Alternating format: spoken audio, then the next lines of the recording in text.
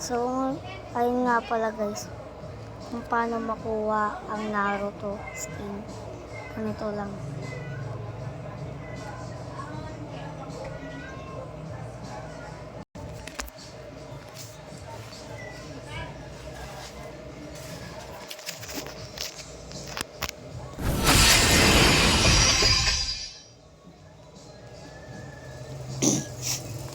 Ayan guys. Diyan. Punta ka muna sa ML, diba? Update na di na pwedeng kuha yung emote ni Fuego. Pero may bago na pwedeng unan. So guys, kakain season pa lang kaya nagulit ako. Tsaka inubos ko na yung pera ko. Dahil ako naman na lang.